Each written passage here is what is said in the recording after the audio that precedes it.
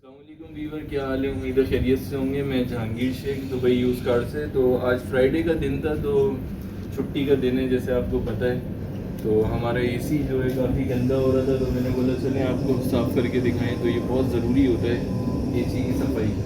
तो इसके लिए जो आपको चाहिए, एक अदद बाल्टी चाहिए, इसमें एक बाल्टी और एक ये एयर गन चाहिए आपको।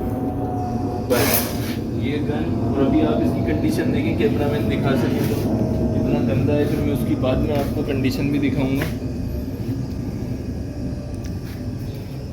इधर से दिखाओ करीब से, कितना इसके अंदर वो जो है गन जाले लगे हुए हैं। और फैन की भी कंडीशन दिखाओ उधर से।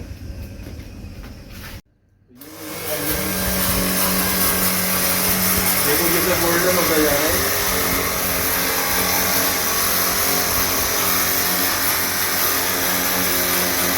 ये देख सकते हैं।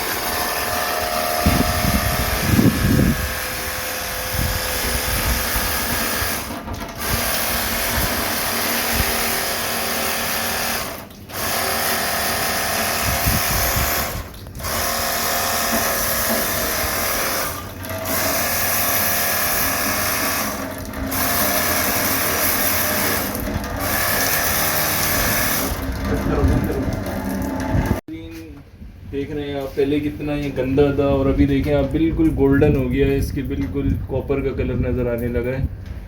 तो इस तरह से आप अपना एसी को क्लीन कर सकते हैं, बहुत इजी है, कोई मसला नहीं है।